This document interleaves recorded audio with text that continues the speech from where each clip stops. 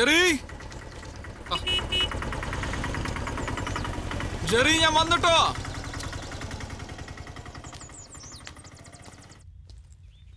പ്രിയ നീ റെഡിയായോ? ആ, ഒരു മിനിറ്റ് പോലും ലേറ്റ് ആക്കണ്ടെന്ന് വിചാരിച്ചു.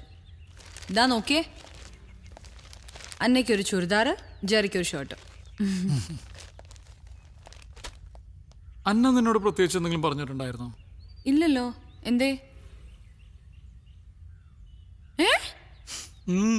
എന്നിട്ട് അവളെന്റെ അടുത്ത് ഒന്നും പറഞ്ഞില്ലല്ലോ.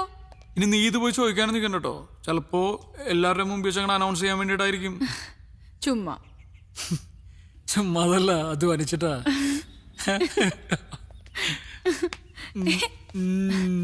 ഒന്ന് പോയേ, വിട്ടേ, സമയമില്ല, പോ. സമയമില്ല അല്ലേ?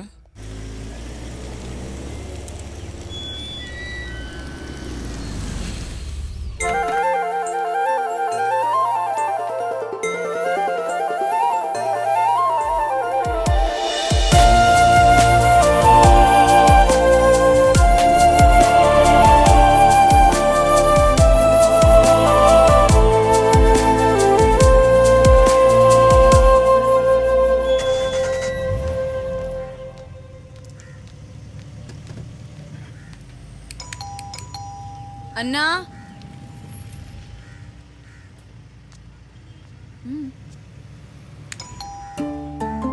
ഇവിടെ ആരും ഇല്ലാന്ന് തോന്നുന്നു. പക്ഷെ ബൈക്ക് ഇരിക്കുന്നുണ്ടല്ലോ. ഞാനാണ് വിളിച്ചു നോക്കട്ടെ.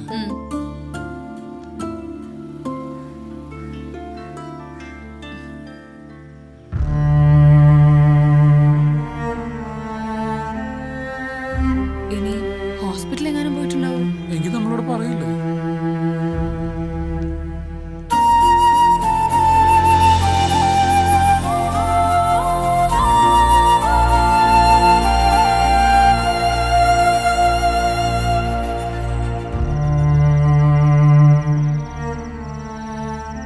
എനിക്കെന്തോ ഒരു ടെൻഷൻ പോലെ.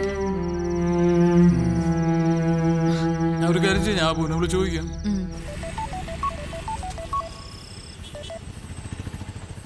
ഹലോ. ആ അബു, പാർട്ടിയൊക്കെ എന്തായി ഭായി? ജെറി നിന്നെ വിളിച്ചോ?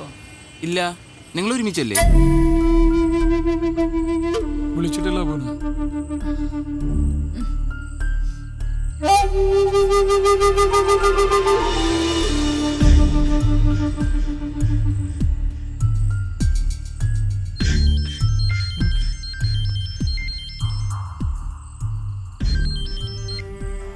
Hello hello.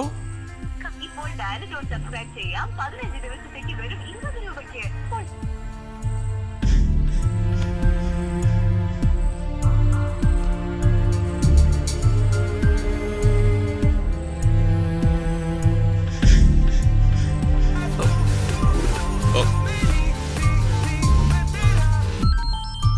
ശരിയാണ്. സ്പീക്കറിലിട്, സ്പീക്കറിലിട്. ഹലോ. എവിടെയാടാ മനുഷ്യൻ വെറുതെ ടെൻഷൻ അടിച്ചാകെ? ജെറി ഹോസ്പിറ്റലാണോ? അവക്ക് എങ്ങനെയുണ്ട്?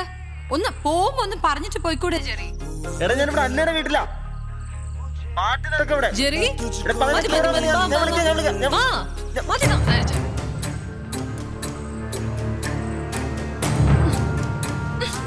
ഏയ് പ്രിയ, ഒരു ഗിഫ്റ്റ്. ഏയ് അതിനെ നശിപ്പിക്കണ്ട, വേറെ ആർക്കെങ്കിലും കൊടുക്കാം. ഒരു കാര്യം ചെയ്യ്, ഡ്രസ് ചെയ്തല്ലേ, നമുക്ക് പുറത്തു പോയിട്ട് ഭക്ഷണം കഴിക്കാം. പിന്നെ വേണ്ട, ഇനി അവിടെ ചെല്ലുമ്പോ റെസ്റ്റോറന്റും ഉണ്ടാവില്ല, വല്ല ബന്ധു വീട്ടിലും പോയി കാണും. ഏയ് പ്രിയ,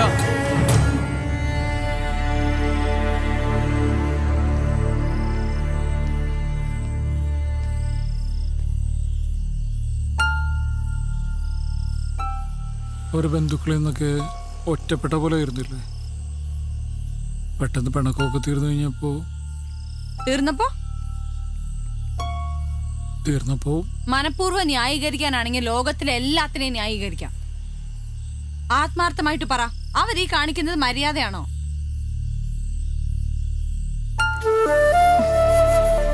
നല്ല ഹോസ്പിറ്റലിൽ പോയിരിക്കുന്നു, ടെൻഷൻ അടിച്ചിട്ടിരിക്കുമ്പോഴാ അവര് ഈ കൊമ്പ്. എത്ര ദിവസമായി ഞാനിതൊന്ന് മുറിക്കാൻ പറയണു, അനങ്ങുന്നില്ലല്ലോ.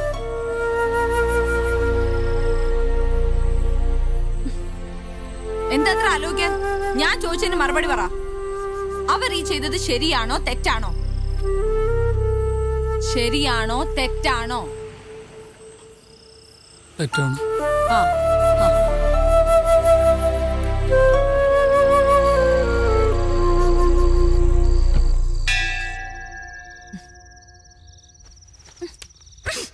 അവിടെ കിടന്ന് അടിക്കട്ടെ, തുറക്കണ്ട. ശരി. മാധവോ ഓ ഞങ്ങളാ. എന്തോന്നു? അതുണ്ട്. പോയി തുറക്ക്. ഓ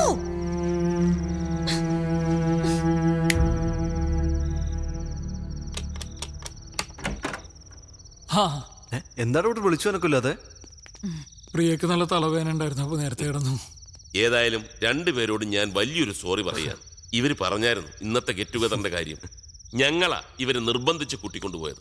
V are really sorry. Sorry പറയേണ്ട കാര്യമൊന്നുമില്ല. ഞാൻ കുറച്ച് ടയർഡാണ്. അപ്പൊ ശരി, ഗുഡ് നൈറ്റ്. ഗുഡ് നൈറ്റ് പറഞ്ഞിട്ടു. That's all right. ഞങ്ങൾക്കും ധൃതിയുണ്ട്. നിങ്ങൾ 4 പേരും കൂടെ പ്ലാൻ ചെയ്ത ഔട്ടിങ് നാളെ നമ്മൾ 6 പേരൂടെ നടക്കും. അയ്യോ, നാളെ പറ്റില്ല. നാളെ എനിക്കൊരു ബൾക്ക് ഓർഡർ കിട്ടിയിട്ടുണ്ട്. ആ ഓർഡർ ഇനി മറ്റന്നാ പ്ലീസ് ചെയ്യാം. നാളെ നമ്മുടെ പാർട്ടിയാ, നിങ്ങൾ ഒന്നും പറയണ്ട. അല്ല, നാളെ കഴിഞ്ഞ് ഞങ്ങൾ തിരിച്ചു പോവുകയും ചെയ്യും.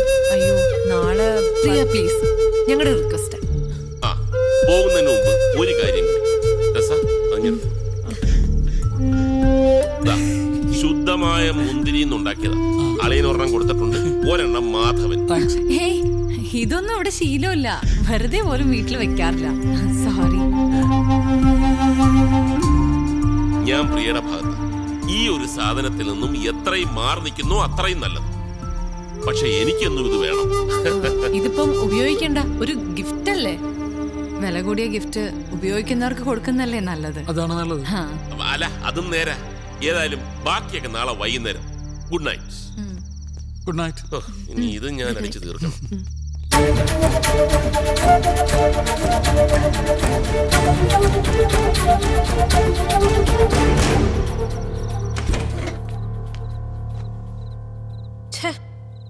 നമ്മളെ വല്ലാതെ കൊച്ചാക്കി. ഉറപ്പാ ഇച്ചാനും ടെസ്റ്റേച്ചിക്കും ഒക്കെ വല്ലാതായി കാണും. പ്രിയ സ്വന്തം സിസ്റ്ററിനെ പോലെയാണ്. മാധവൻ എന്ന് വെച്ചാൽ 2 ശരീരവും ഒരു മനസ്സുമാണെന്ന് പറഞ്ഞ് ശ്വാസം വിട്ടില്ല. അപ്പോഴത്തേക്കും അല്ല, നമ്മളൊന്ന് പറഞ്ഞിട്ട് പോകണ്ടായിരുന്നു എന്നാ. എന്തിന്? ഇതിപ്പോ നമ്മളെക്കാൾ കൂടുതൽ സന്തോഷിക്കുക അവരായിരിക്കും. അങ്ങനെയല്ലേ നമ്മൾ വിചാരിച്ചേ. ഇച്ചാനാണെങ്കിൽ സോറിയും പറഞ്ഞു. ഒരു ഗിഫ്റ്റ് കൊടുക്കുമ്പോ അതിപ്പോ എന്തായാലും റിജക്ട് ചെയ്യുന്നതിനേക്കാളും വലിയൊരു ഇൻസൾട്ട് വേറെ ഇല്ല. ഉപയോഗിക്കാത്ത ഒരാള്. അല്ല, അത് പോട്ടെ, വിട്ടേക്ക്. വെറുതെ എന്തിനാ ആവശ്യമില്ലാതെ. എന്റെ മനസ്സിൽ നിന്ന് അത്ര പെട്ടെന്ന് മാഞ്ഞു പോകത്തില്ല. പിന്നെന്തുവായിരുന്നു ഇന്ന് രാവിലത്തെ ആവശ്യം? 2 പ്ലാവല അങ്ങോട്ട് വീണെന്നും പറഞ്ഞോണ്ട് ഒരുമാതിരി.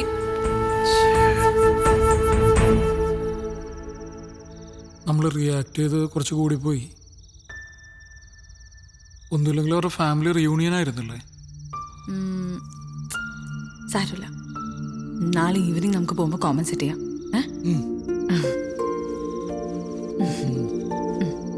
പിന്നെ ചെന്നാൽ ഉടനെ ഇൻവിറ്റേഷൻ അയക്കും. പെട്ടെന്ന് തന്നെ 4 പേരും വിസ അടിപ്പിച്ചോണം. അമേരിക്കയിൽ 15 രാത്രിയും 14 പകലും ഞങ്ങൾ തന്നെ സ്പോൺസർ ചെയ്തിരിക്കുന്നു, ഫ്ലൈറ്റ് ടിക്കറ്റ് ഉൾപ്പെടെ. അല്ലൂടി എന്താടി അമേരിക്ക എന്നൊക്കെ പറഞ്ഞിട്ട് നിനക്കൊരു ഫീല് വരുന്നില്ലല്ലോ? അല്ല, അമേരിക്ക കുറഞ്ഞു പോയോ? എന്നാ പറ, ആർട്ടിക്ക, അന്റാർട്ടിക്ക പറഞ്ഞോളൂ. അതെ, ഞാനൊരു വൈൻ ഓർഡർ ചെയ്യുക. കൂടുന്നവർക്ക് കൂടാം. ഞാൻ പറഞ്ഞല്ലോ, ഈ ഒരു കാര്യത്തിൽ ഞാൻ ആരെയും നിർബന്ധിക്കത്തില്ല. ആരുടെ ഉപദേശം കേൾക്കത്തുമില്ല. ഇച്ചായ വേണ്ട. ഇച്ചായൻ ഒറ്റയ്ക്ക് വൈനൊക്കെ തന്നെ, പക്ഷെ ഇതില്ലാതെ ഇച്ചായന് പറ്റില്ല എന്ന് തോന്നും കാണുന്നവർക്ക്. കണ്ടോ, ഇതാണ് രക്തബന്ധത്തിന്റെ ഒരു കെയർ. വേണ്ട, എന്റെ പെങ്ങളോട് ഐക്യദാർഢ്യം പ്രകടിപ്പിച്ച് ചങ്ക് തകരുന്ന വേദനയോട് ഇന്നത്തേക്ക് ക്യാൻസൽ. എന്താ അണ്ണാ, നമ്മളൊക്കെ അറിയുന്നവരല്ലേ. ഇച്ചായം കഴിച്ചോട്ടെ. ഇച്ചായ അങ്ങനെ ഒറ്റയ്ക്ക് കഴിക്കണ്ട. അളിയന് ഞാൻ ഒരു കമ്പനി കൊടുക്കാൻ പോവാ. ഒരു റെഡ് വൈൻ. എനിക്കൊരു വൈറ്റ് വൈൻ. കഴിക്കില്ല എന്നല്ല പ്രിയ പറഞ്ഞത് വെറുതെ ആയിരുന്നല്ലേ ഞങ്ങളെ പറ്റിക്കാൻ. അതുകൊണ്ടൊക്കെ ഇതിവിടെ വേണ്ടാന്ന് പറഞ്ഞത്. ഓക്കെ ഓക്കെ, ഇന്നലെ ഞാൻ പറഞ്ഞത് പിൻവലിച്ചിരിക്കുന്നു. തോന്നുമ്പോ പറയാ, തോന്നുമ്പോ പിൻവലിക്കുക. ബാക്കിയുള്ളവരൊക്കെ അതിനനുസരിച്ച് നിക്കണം എന്നാണോ? അതെ, ഇനി ഞാനൊരു ലോക തത്വം പറയാം. ഈ ഫുഡ് അധിക നേരം ഇരുന്നാൽ തണുത്തു പോകും. അതുകൊണ്ട് ഇതങ്ങോട്ട് കഴിക്കുക.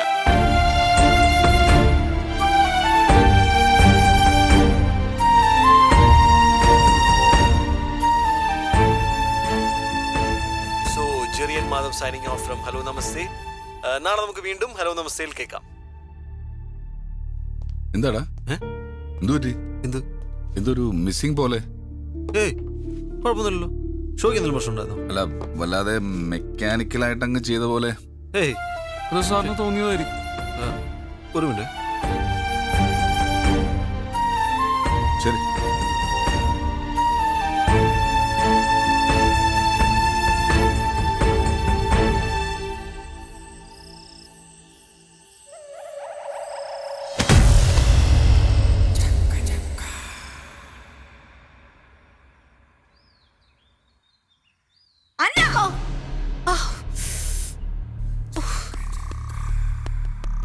ഇന്നിനി എന്താണാവോ? അന്ന ഒന്നിങ്ങോട്ട് വന്നേ. എന്താ പ്രിയ? മനുഷ്യന്റെ ക്ഷമയ്ക്കൊരു പരിധിയുണ്ട്.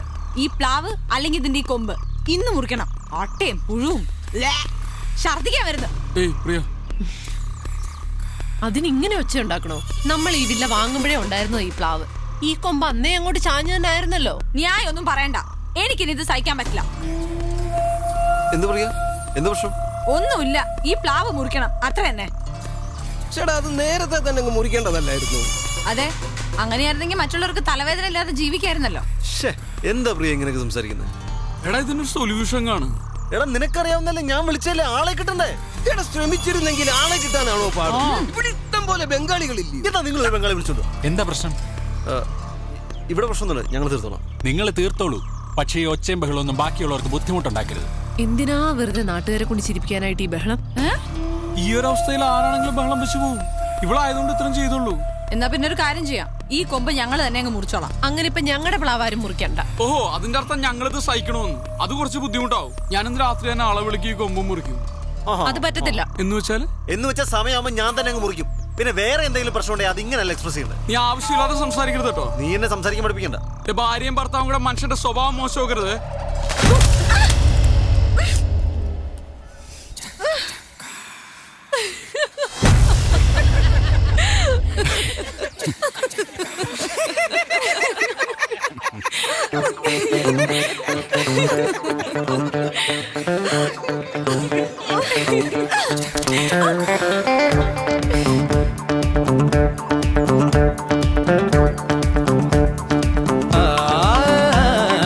ഉലകിൽ കാരണമില്ല പലവിധ കലം പതിവല്ലേ. ഒരുപാടടുപ്പമോടിരുന്നാൽ എന്താ വേണ്ട? ഒരു കോഫി വേണം. കോഫി. ചക്കപ്പഴത്തിന് മണമുണ്ടോ? ഒരു കോഫി തരാം. മണം കിട്ടുന്നുണ്ട് ചക്കപ്പഴത്തിന്റെ? ഇല്ല. കോഫി അല്ലേ? ആ, അപ്പൊ എനിക്കൊരു ചായ. ആ,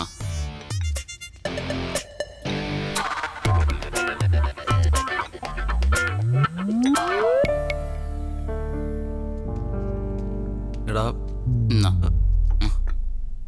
ഞാൻ ചോദിച്ചത് കോഫിയാണ് അബു. ഞാൻ ചായല്ലോ. ഇതിപ്പോ അങ്ങോട്ടും ഇങ്ങോട്ടും ഒന്ന് മാറ്റിയാ പോരെ? ഇത്രയേ ഉള്ളൂ. മതി മതി. എന്താണ് പോയി? മാധവ് ഡാ, ഇച്ചായം വന്ന് വിളിച്ചു, ഞങ്ങൾ പോയി. അത് ഇത്ര വലിയ ഇഷ്യൂ ആക്കേണ്ട കാര്യമൊന്നുമില്ല. ആര് ഇഷ്യൂ ആക്കി? അത് നിങ്ങളുടെ പേഴ്സണൽ ആയിട്ടുള്ള കാര്യമാണ്. അത് നമ്മളെ ബാധിക്കുന്നില്ല. എടാ പ്രിയ, ഇത് ഇത്ര ഇമോഷണൽ ആയിട്ട് ഡീൽ ചെയ്തുകൊണ്ടാണ് സംഗതി ഇത്ര വഷളായത്. അന്നേം ഡീൽ ചെയ്തത് വളരെ ഇമ്മച്ചുവോടായിട്ട് എനിക്ക് തോന്നിയത്. ഓഹോ, തർക്കിക്കാൻ ഞാനില്ല. എനിക്കും തർക്കിക്കാൻ ഒരു താല്പര്യമില്ല. ആ പ്ലാവ് ഞാനും കുറിച്ചേക്കാം, അപ്പൊ പ്രശ്നം തീർന്നല്ലോ. അതായിരിക്കും രണ്ടു കൂട്ടർക്കും നല്ലത്. അതല്ല മാധവ് നല്ലത്. അത് മുറിക്കണ്ട, അത് അങ്ങനെ തന്നെ നിൽക്കട്ടെ എന്ന് പറയുന്നതാണ് നല്ലത്. തത്വമൊക്കെ പറയാൻ ഭയങ്കര എളുപ്പമാണ് ചെറിയ. അനുഭവത്തിൽ വരുമ്പോ നമ്മളൊക്കെ പഠിക്കുള്ളൂ. ആ ആയിക്കോട്ടെ, ഏതായാലും രണ്ടല്ലേ പറ്റിയുള്ള തർക്കം വേണ്ട, അതങ്ങ് മുറിച്ചേക്കാം. ആ, ദേ നിങ്ങൾ രണ്ടാളും ജയമോ സാറെ വിളിക്കുന്നുണ്ട്, പെട്ടെന്ന് ചെല്ലാൻ പറഞ്ഞു. സർ, ആ ഗുഡ് മോർണിംഗ്. ഇന്നത്തെ ഫാബ്രിക് ഒന്ന് മാറ്റി പിടിക്കാം. മറൈൻ ഡ്രൈവിൽ ചക്കമോർസ് നടക്കുക കോർപ്പറേഷന്റെ നേതൃത്വത്തിൽ. നമ്മുടെ സ്പോൺസർ തന്നെ അതിന്റെ സ്പോൺസർ. ഇനി മുതൽ ഒരാഴ്ചത്തേക്ക് ഈ ചക്കമോർസ് നമ്മുടെ ഫാബ്രിക് തുടങ്ങിക്കോ. ചക്കയാ സർ? ചക്ക വേണ്ട സർ. സാർ നമുക്കൊരു മാങ്ങ വല്ലതും പിടിക്കാം. മാങ്ങയില്ലെങ്കിൽ കുഴപ്പമില്ല, വല്ല തേങ്ങ അങ്ങനെ. ചക്കപ്പഴത്തിന് പകരം തേങ്ങപ്പഴം. ആ ഞാൻ എന്റെ സ്പോൺസർ പറയുന്നതിന്റെ അപ്പുറം വേറെ ഒന്നും ചെയ്യില്ല. സാർ ഈ ചക്കക്കുരു ഭയങ്കര ചീപ്പ് ഫാബ്രിക് ആണ് സാർ. ഞാൻ നിങ്ങളോട് ചക്ക വിഴുങ്ങാനല്ലോ പറഞ്ഞത്, പരിപാടി അവതരിക്കാനല്ലേ പറഞ്ഞോളൂ. ചെല് ഫുൾ ഡീറ്റെയിൽസ് ഉണ്ട്, പോയി പ്ലാൻ ചെയ്യും. ചെല്. മധുരം കട്ട സാറിന് ചക്കട മണക്കുണ്ടോ? എനിക്കും കിട്ടി. എനിക്ക് മണത്തോ? എവിടുന്ന്? മണമുണ്ട്. ചായക്ക അല്ല ചക്കക്ക്.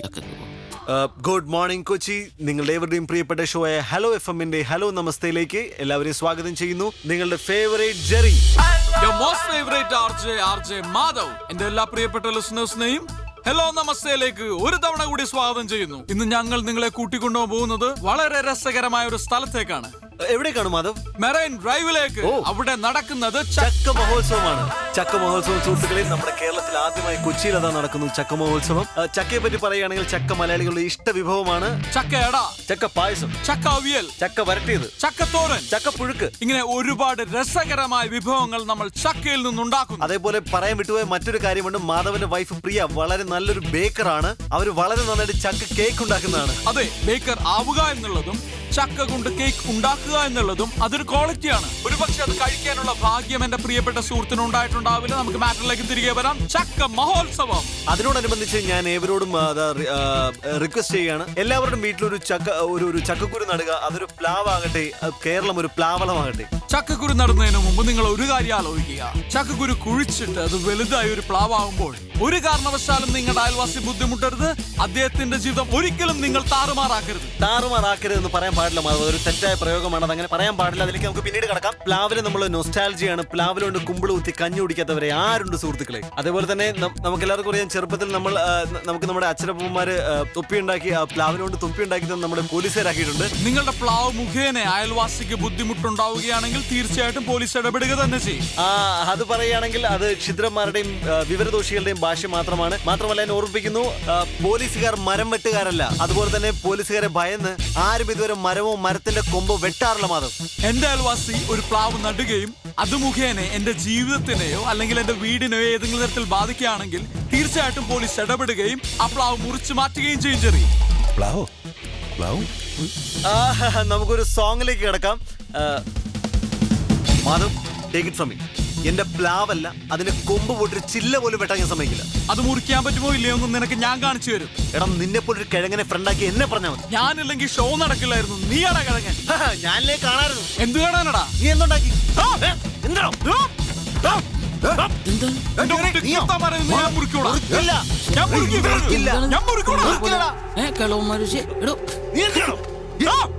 മിണ്ടായിരുന്നേ.